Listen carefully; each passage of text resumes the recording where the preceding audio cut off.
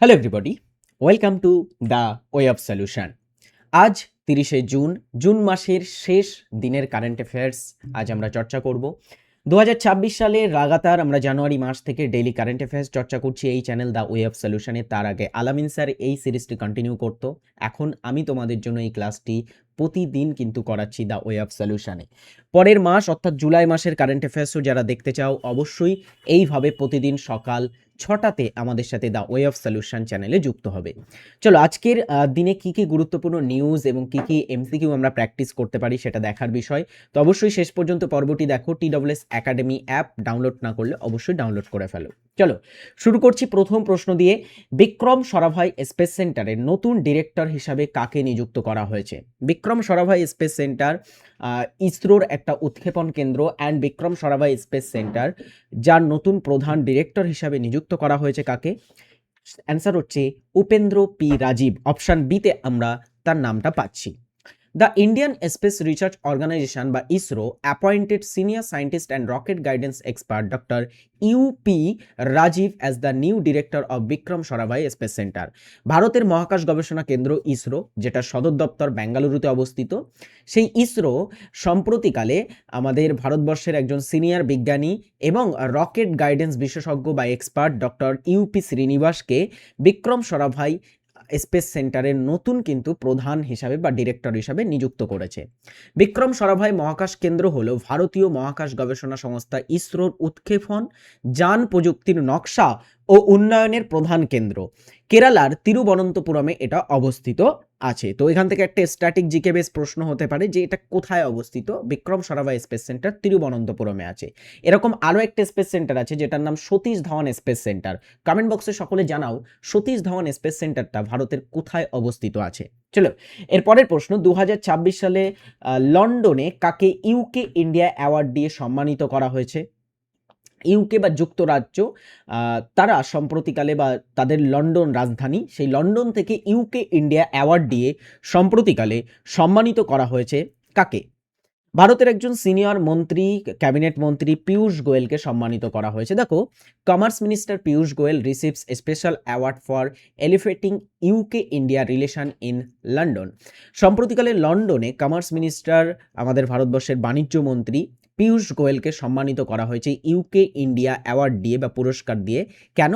কারণ তিনি যুক্তরাজ্য এবং ভারতের মধ্যে যে বাণিজ্যিক সম্পর্ক, সেই বাণিজ্যিক সম্পর্কটা একটা নতুন উচ্চতায় নিয়ে গেছেন। হ্যাঁ, সেটা একটা নতুন উচ্চতায় উন্নীত করেছেন তিনি। সো তাকে সম্প্রতি ইউকে ইন্ডিয়া অ্যাওয়ার্ড দিয়ে সম্মানিত করা হয়েছে। Very very very important questions কিন্তু এই কোশ্চেন্সটা। এরপরের প্রশ্ন দেখো, এটা সম্প্রতি মহিলাদের পোল ভল্ট খেলায় 4.25 মিটার উচ্চতা পার করে কে একটি নতুন জাতীয় রেকর্ড করেছে? আমরা আগেও একটা করেছিলাম, কুলদীপ এবং আমাদের ভারতবর্ষের তোমার হচ্ছে দেবমিনা, তারা দুজনে মিলে জয়েন্টভাবে পোল ভল্ট খেলায় ন্যাশনাল রেকর্ড তৈরি করেছিলেন তোমার হচ্ছে ফেডারেশন কাপে। তো সম্প্রতিকালে মহিলাদের পোল ভল্ট খেলায় 4.25 মিটার উচ্চতা পার করে একটি নতুন ন্যাশনাল রেকর্ড বা জাতীয় রেকর্ড কে গড়েছেন? ভারতীয় পোল ভল্ট খেলোয়াড় জি সিন্ধুশ্রী। দেখো, G Sindhushree cleared 4.25 metres and created a new national record in women's pole vault. সম্প্রতিকালে ডিয়ার স্টুডেন্টস 65তম জাতীয় inter state senior athletics championship 2026 অনুষ্ঠিত হলো ওড়িশাতে। ওড়িশার ভুবনেশ্বরে জি সিন্ধুশ্বরী তিনি পোল ভল্ট খেলাতে 4.25 মিটার যে উচ্চতা সেটা অতিক্রম করেছেন এবং একটা নতুন জাতীয় রেকর্ড গড়েছেন। এবং শি কোয়ালিফাইড ফর, এখানে ছবিতে দেখতেই পাচ্ছ, qualified for 20th Asian games 2026 Nagoya Japan. Nagoya জাপানে এই বছর 2026-এ অনুষ্ঠিত হতে চলেছে এশিয়ান গেমস, সেই এশিয়ান গেমসের জন্য তিনি কোয়ালিফাই হয়েছেন। অলরাইট, নেক্সট প্রশ্ন, প্রধানমন্ত্রী 4 নম্বর এই প্রশ্নটিতে সম্প্রতিকালে কি বলা হচ্ছে? প্রধানমন্ত্রী নরেন্দ্র মোদীকে সম্প্রতি কোন দেশ guardian of the blue Horizon সম্মাননা দিয়ে ভূষিত করেছে? প্রধানমন্ত্রী নরেন্দ্র মোদী রিসেন্ট টাইমে অনেক দেশের কিন্তু সর্বোচ্চ সম্মান পেয়েছেন। সুইডেন, নরওয়ে অ্যান্ড এক্সেট্রা বিভিন্ন দেশের তিনি সর্বোচ্চ সম্মান পেয়েছেন।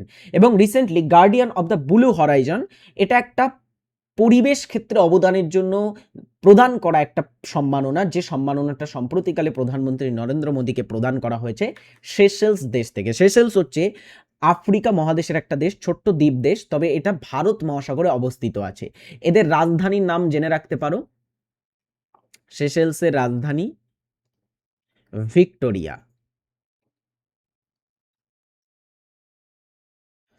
ওকে, চলো দেখি কি বলা হচ্ছে। Prime minister honoured with Seychelles highest distinction guardian of the blue Horizon. তো ব্লু হরাইজন সম্মাননায় তাকে সম্মানিত করা হয়েছে সেশেলস দেশ থেকে। পূর্ব আফ্রিকার দ্বীপ রাষ্ট্র সেশেলস রাষ্ট্রীয় সফরের সময় সম্প্রতি প্রধানমন্ত্রী নরেন্দ্র মোদী সেশেলসে তার রাষ্ট্রীয় সফর সম্পন্ন করেছেন এবং সেখানে প্রধানমন্ত্রী নরেন্দ্র মোদীকে guardian of the blue Horizon সম্মাননা দেওয়া হয়েছে এবং এই সম্মানিত ভূষিত করা হয়েছে কেন? কারণ পরিবেশ সংরক্ষণ, টেকসই উন্নয়নের ক্ষেত্রে নেতৃত্বের জন্য এটি দেশের সর্বোচ্চ সম্মাননা সেশেলসের, এবং সেটা প্রধানমন্ত্রী নরেন্দ্র মোদীকে দেয়া হয়েছে। এরপরে, সম্প্রতি ভূমিকম্পে বিধ্বস্ত ভেনেজুয়েলাকে জরুরি ত্রাণ এবং চিকিৎসা সহায়তা পাঠাতে ভারত কোন বিশেষ অপারেশন চালু করেছে?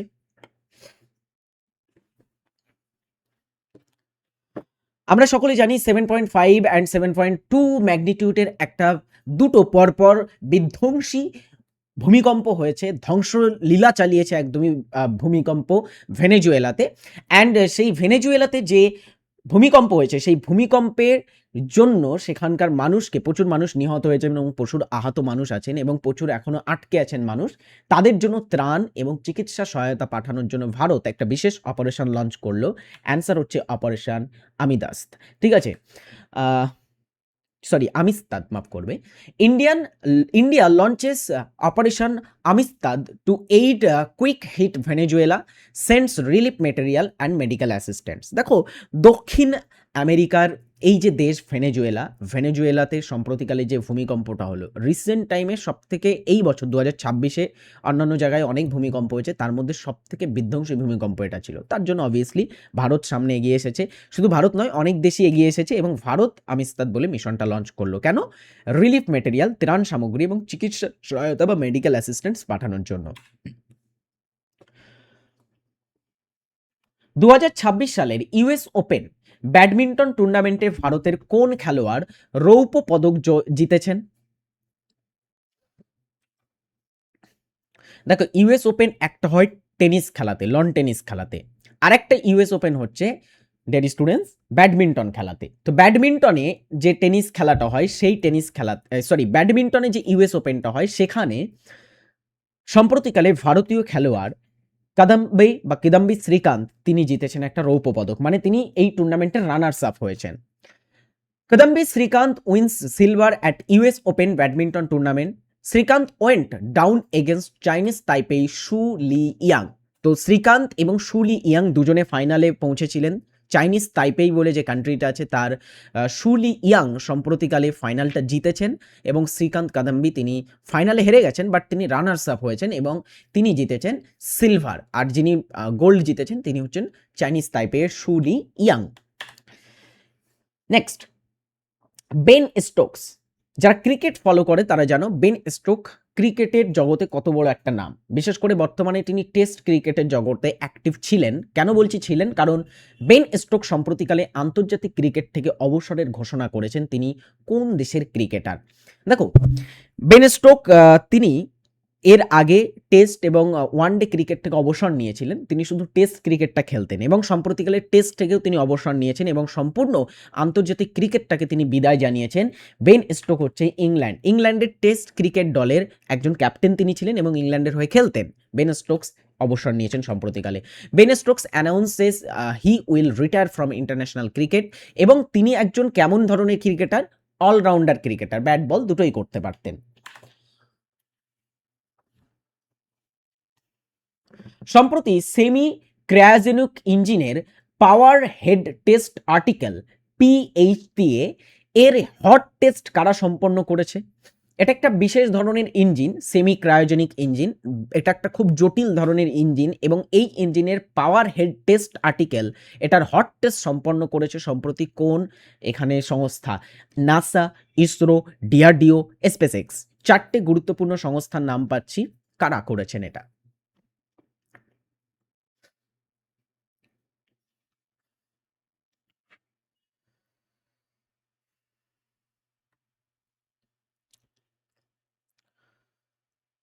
সঠিক উত্তর হচ্ছে ইন্ডিয়ান স্পেস রিসার্চ অর্গানাইজেশন বা ISRO. ISRO on Saturday announced the successful conduct of the hot test of semi cryogenic engine power head test article যেটাকে PHTA বলা হচ্ছে পাথা, ঠিক আছে, পাহাতা sorry, at the thrust level of 175 tons। দেখো 24শে জুন অর্থাৎ শনিবার 2026 সালের তামিলনাড়ুর মহেন্দ্রগিরিতে অবস্থিত ইসরোর প্রফেশনাল কমপ্লেক্স, যেটা তামিলনাড়ুর মহেন্দ্রগিরিতে আছে, সেখানে ইন্ডিয়ান স্পেস রিসার্চ অর্গানাইজেশন বা ইসরো 175 টন থ্রাস্ট বা ধাক্কা উৎপাদন ক্ষমতার স্তরে সেমি ক্রায়োজেনিক ইঞ্জিনের পাওয়ার হেড টেস্ট আর্টিকেলের সফল হট টেস্ট সম্পন্ন করেছে। পাওয়ার হেড টেস্ট আর্টিকেলের মধ্যে থ্রাস্ট চেম্বার ছাড়া ইঞ্জিনের অন্যান্য সমস্ত সিস্টেম অন্তর্ভুক্ত থাকে। এখানে পিএইচটিএ সেটা ব্যবহার করে পরিচালিত হট টেস্টের ধারাবাহিকতায় এটি ছিল 8ম বারের পরীক্ষা। এর আগেও 7বার পরীক্ষা হয়েছে। এই পরীক্ষার উদ্দেশ্যগুলির মধ্যে ছিল প্রি বার্নার ইগনিশনের অর্থাৎ জ্বালানি যে প্রজ্বলন আছে সেটার পরবর্তী কার্যপ্রক্রিয়া পর্যবেক্ষণ করা এবং উচ্চ থ্রাস্ট স্তরে স্থিতিশীল কার্যক্ষমতা প্রদর্শন করা। এর আগে পিএইচটিএ পরীক্ষাগুলো 47% বা 94 টন এবং 60% 120 টন থ্রাস্ট স্তরে পরিচালিত হয়েছিল। আর সম্প্রতি হয়েছে কত, 175 টন থ্রাস্ট স্তরে, মানে অনেক বড় স্তরে। আচ্ছা, এই পরীক্ষা করা হয় এবং 400 এবং 500 বার আউটলেট চাপ প্রদানকারী প্রধান টার্বো পাম্পগুলোর সফল কার্যকারিতাও এখানে প্রদর্শন করা হয়েছে। তো ইসরো বর্তমানে খুব বড় একটা তাহলে ইঞ্জিন পরীক্ষা করলো। এই ইঞ্জিন পরীক্ষার ক্ষেত্রে খুব বড় একটা অ্যাচিভমেন্টও গড়লো ইসরো সম্প্রতিকালে। এরপরে প্রশ্ন, ওপেন এআই, নাম তো শুনেছো ওপেন এআই।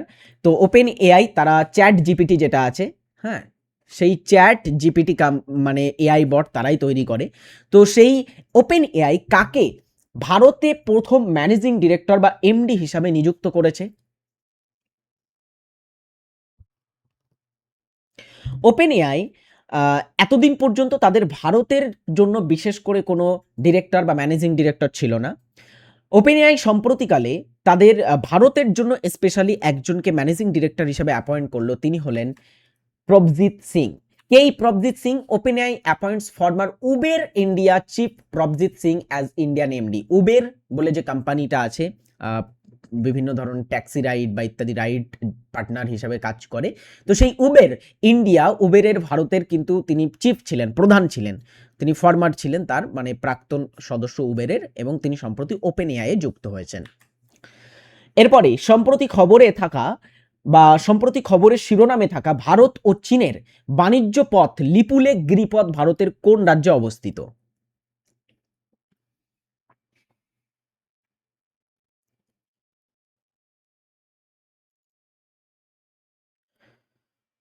লিপুলেক গিরিপথ আমরা বেশ কয়েকদিন ধরে, 2-3 দিন ধরে দেখছি এটা খবরের শিরোনামে আছে। এবং এটা খবরের শিরোনামে থাকার কারণ কি?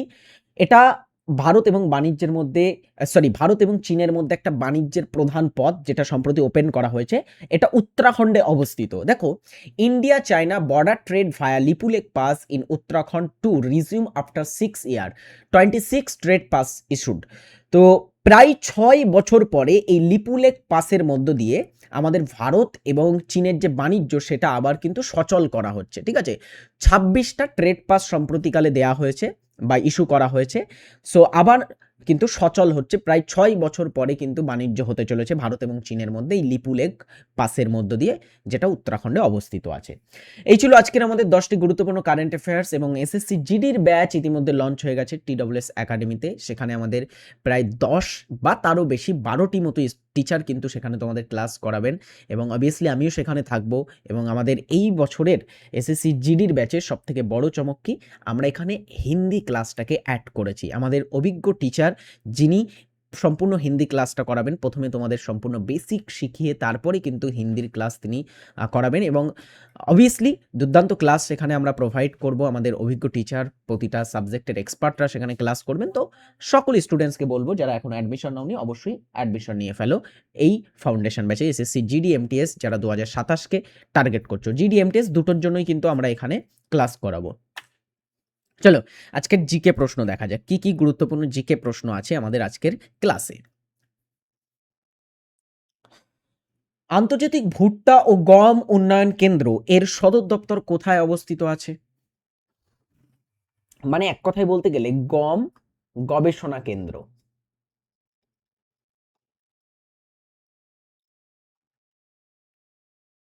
দেখো গম গবেষণা কেন্দ্র এটা অবস্থিত আছে, আন্তর্জাতিক গম গবেষণা কেন্দ্র মেক্সিকোর রাজধানী মেক্সিকো সিটিতে। আচ্ছা আমাদের ভারতবর্ষে গম গবেষণা কেন্দ্র কোথায় আছে? ভারতের যদি গম গবেষণা কেন্দ্রের কথা বলা হয় সেটা মনে রাখবে পুসা বলে একটা জায়গাতে আছে। পুসাটা কোথায়? দিল্লিতে অবস্থিত। আচ্ছা বলো তো দেখি আন্তর্জাতিক ধান গবেষণাগার কোথায় আছে? আন্তর্জাতিক ধান গবেষণা কেন্দ্র কোথায় আছে? এবং সাথে সাথে অবশ্যই আমাদের ভারতে ধান গবেষণা কেন্দ্রের নামটাও বলবে। ভারতের কেন্দ্রীয় ধান গবেষণা কেন্দ্র কোথায় আছে? দেখো আন্তর্জাতিক ধান গবেষণা কেন্দ্রের কথা বলতে গেলে এটা অবস্থিত আছে কোথায়? ডিয়ার স্টুডেন্টস, ম্যানিলাতে অবস্থিত আছে। ম্যানিলাটা কোথায়? ফিলিপিন্সে, তাই তো। আর ভারতের ধান গবেষণা কেন্দ্র কোথায়? কটকে আছে। কটকটা কোথায়? ওড়িশাতে অবস্থিত। খুব গুরুত্বপূর্ণ। এই দুটো থেকে আমাদের পরীক্ষায় কিন্তু প্রশ্ন থাকতে পারে। আন্তর্জাতিক ধান গবেষণা কেন্দ্র থেকে অলরেডি আগেও কিন্তু প্রশ্ন এসে গেছে। নেক্সট হচ্ছে বরদইছিলা, 2 নম্বর কোশ্চেন্স, দারুণ ইম্পর্টেন্ট আরো একটা কোশ্চেন্স। বরদইছিলা নামক প্রাক মৌসুমী ঝড় কোন রাজ্যে দেখা যায়?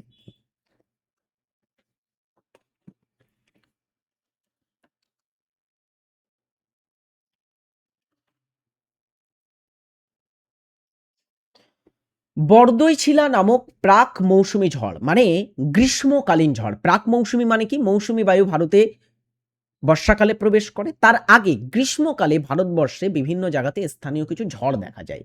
তো গ্রীষ্মকালে আসাম রাজ্যে আমরা দেখতে পাবো বরদইছিলা ঝড়টা। আর পশ্চিমবঙ্গে সেম সময়ে আমরা কাল বৈশাখী দেখতে পাই।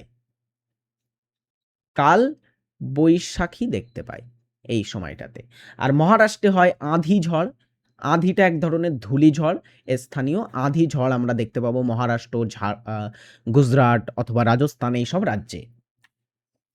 নেক্সট, কালিদাস সম্মান পুরস্কার কোন রাজ্য সরকার প্রদান করে?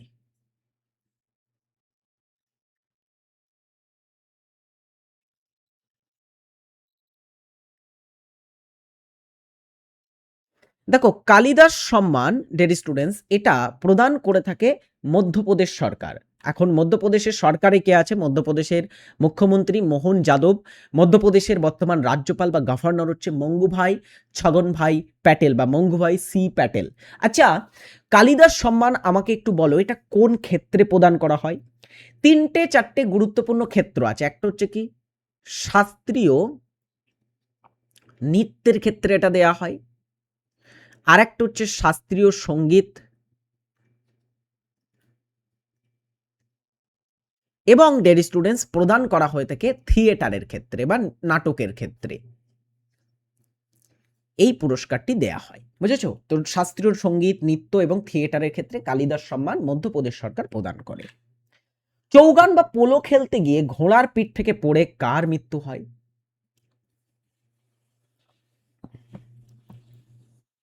চৌগান বা পোলো খেলা মধ্য এশিয়াতে খুব বিখ্যাত ছিল। ভারতে মুসলিম শাসকরা তারা অনেকেই তুর্কি বা তুরস্ক থেকে এসেছিল, যেমন কুতুবুদ্দিন আইকবক ভারতবর্ষে প্রথম তুর্কি শাসক ছিলেন। সো তিনি চৌগান বা পোলো খেলতেন এবং তিনি চৌগান বা পোলো খেলতে গিয়ে তিনি ঘোড়ার পিঠ থেকে পড়ে মারা যান। কবে? 1210 সালে তিনি মারা গেছিলেন এবং তিনি তার আগে 1206 সালে তোমার সিংহাসনে বসেছিলেন দিল্লির। অর্থাৎ 1206 থেকে 1210 এই প্রায় 4 বছর সময় ধরে তিনি দিল্লির শাসক ছিলেন এবং তিনি ছিলেন ভারতবর্ষের প্রথম সুলতান, তাই তো। ভারতের প্রথম সুলতান তিনি ছিলেন। আর তার বংশের নাম ছিল দাস বংশ বা স্লেভ ডাইনেস্টি। পাউলকুট ভারতের কোন রাজ্যের বৃহত্তম একটি উৎসব? পাউলকুটটা হচ্ছে ফসল কাটার উৎসব বা ফসল তোলার উৎসব।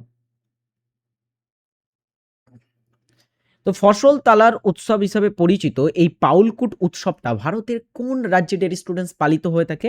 এটা মিজোরাম রাজ্যে পালিত হয়। এছাড়া মিজোরাম রাজ্যে আরেকটা উৎসব দেখতে পাবো চাপচরকুট। চাপচরকুট, পাউলকুট। কুট কথার অর্থ হচ্ছে কি? কুট মানেই হচ্ছে, এখানে পাউল মানে কি একটু বলি। পাউল শব্দের অর্থ হচ্ছে বিচুলি বা খড়, হ্যাঁ, আর কুট মানে হচ্ছে তোমার উৎসব। তো এরকম কিন্তু আমরা দেখতে পাবো আহ, বিভিন্ন শব্দ যাদের পিছনে কুট থাকে, সেটা কিন্তু মিজোরামের উৎসব হয়। ঠিক আছে, পাউল কুট, চাপচর কুট, হ্যাঁ, ইত্যাদি ইত্যাদি যে সমস্ত উৎসবগুলো আছে। এরপরের প্রশ্ন, ওয়াল্টার হান্ট নিচের কোনটি আবিষ্কার করেছিলেন?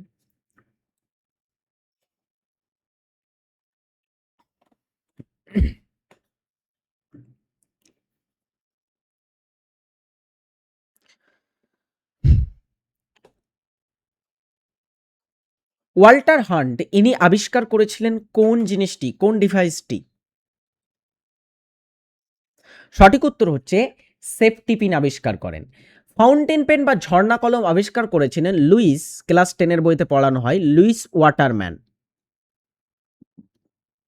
Luis waterman.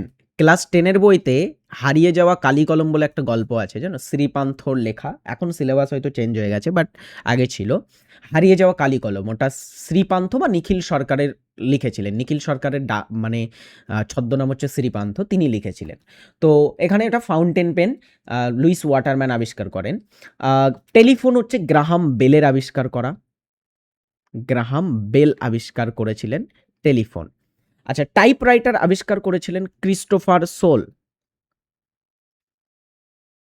ক্রিস্টোফার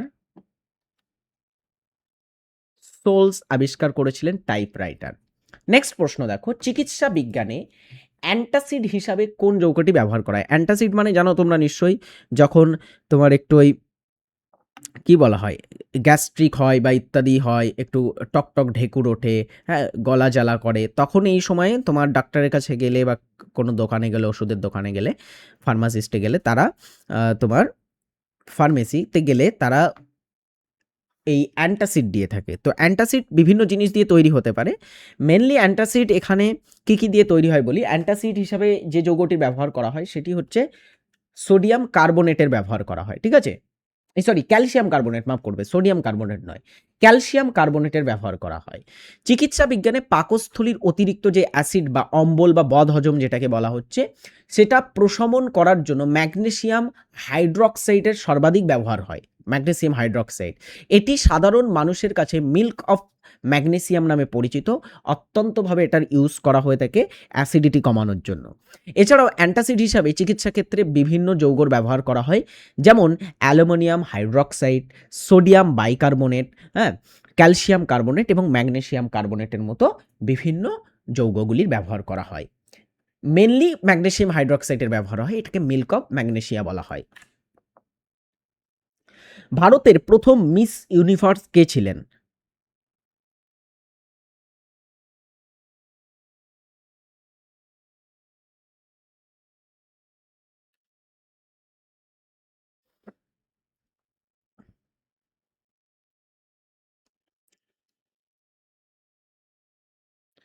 সঠিক উত্তর হচ্ছে সুস্মিতা সেন ভারতের প্রথম মিস ইউনিভার্স। আর রীতা ফারিয়া হয়তো অনেকে উত্তর করেছো, জেনে রাখো রীতা ফারিয়া হচ্ছে প্রথম মিস ওয়ার্ল্ড ছিলেন। ঠিক আছে, মিস ভারতবর্ষের প্রথম মিস ওয়ার্ল্ড 1966-তে মিস ওয়ার্ল্ড হয়েছিলেন।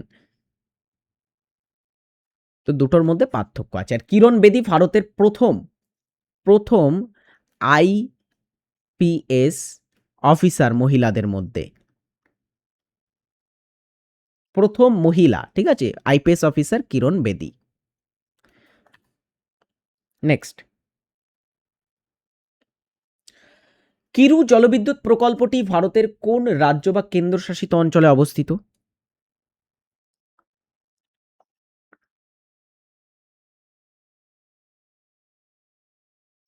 কিরু জলবিদ্যুৎ প্রকল্প কেন্দ্রশাসিত অঞ্চল জম্মু কাশ্মীরে অবস্থিত, এবং জলবিদ্যুৎ প্রকল্পটি যে নদীতে অবস্থিত সেটা হচ্ছে চেনাব নদী। ঠিক আছে, চেনাব নদীতে অবস্থিত এটা। পরেরটা দেখো, বায়ুমণ্ডলের কোন স্তরে বেতার তরঙ্গ প্রতিফলিত হয়?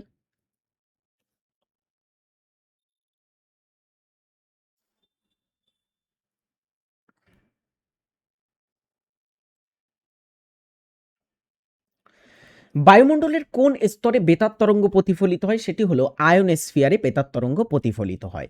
আচ্ছা, আজকের একটা বাড়ির কাজ দিয়ে রাখবো।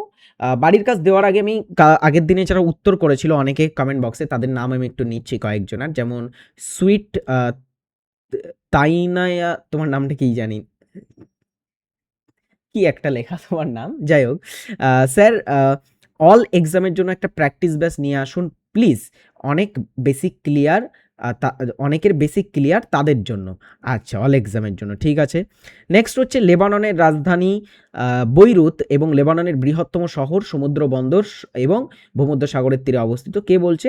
শান্তনু সরকার বলছে, এই প্রশ্নের উত্তর দিয়েছে। তারপরে সুখেন্দু চৌধুরী, থ্যাংক ইউ। আচ্ছা, সপ্তমী মন্দক, স্যার ইভিনিংয়ের, সৌমেন দাস বলছে স্যার ইভিনিংয়ের ক্লাসগুলো কবে হবে, কবে কবে হয়? দেখো, কবে কবে ক্লাস হয় সেটা টেলিগ্রামে জানিয়ে দেওয়া হয়, তুমি টেলিগ্রামে যুক্ত হয়ে যাবে যারা টেলিগ্রামে যুক্ত হয়নি। সুরজিৎ সঠিক উত্তর করেছে, সুরজিৎ কিন্তু আগের দিনের হোমওয়ার্কের উত্তর করেছে। হ্যাঁ, তারপরে আহ, চন্দনা পাল উত্তর করেছে, বর্ণা মালিক উত্তর করেছে। হ্যাঁ, তারপরে আরও অনেকেই উত্তর করেছে, দেবী চৌধুরী, সব মেয়েরাই উত্তর করছে, ছেলেরা কোথায়? এই তো সৌম্যজিৎ বিশ্বাস উত্তর করেছে স্যার বৈরুত হবে। AZH 0.2 উত্তর করেছে, মাসুম রেজা অ্যান্ড আচিয়া মোল্লা উত্তর করেছে। হ্যাঁ, HW স্যার লেবাননের রাজধানী বৈরুত। ঠিক আছে, অনেকেই উত্তর করেছে, থ্যাংক ইউ, এইভাবে তোমরা উত্তর করতে থাকো। হ্যাঁ, তারপর হচ্ছে তপন মণ্ডল, MST যে দাস, তারপরে শুভদীপ দে উত্তর করেছে, শান্তনু মালাকার উত্তর করেছে, অনেকেই উত্তর করেছিল। থ্যাংক ইউ সকলকে উত্তর করার জন্য, এবং প্রতিদিন এইভাবে তোমরা রেগুলার আমাদের ক্লাসে যুক্ত হবে এবং উত্তর করবে। আচ্ছা, এসএসসির হিন্দি ক্লাস আপলোড হয়ে গেছে, যারা দেখোনি দেখে নেবে। আর আমি একটা ক্লাস করেছিলাম এসএসসির জন্যই, ক্লাস শুধু এসএসসি নয়, অন্যান্য অ্যাডভান্স লেভেলের এক্সামের জন্য একটু ক্লাস করেছিলাম উৎসবের উপরে, যারা দেখোনি দেখে নেবে ক্লাসটা। হ্যাঁ, আজকের বাড়ির কাজ দেওয়া থাকবে, প্রতি বছর জাতিসংঘ দিবস কবে পালিত হয়? কমেন্ট বক্সে সকলে এটার উত্তর জানাবে। অলরাইট, থ্যাংক ইউ, আজকের পর্বটা এখানেই শেষ করি। Thanks for watching.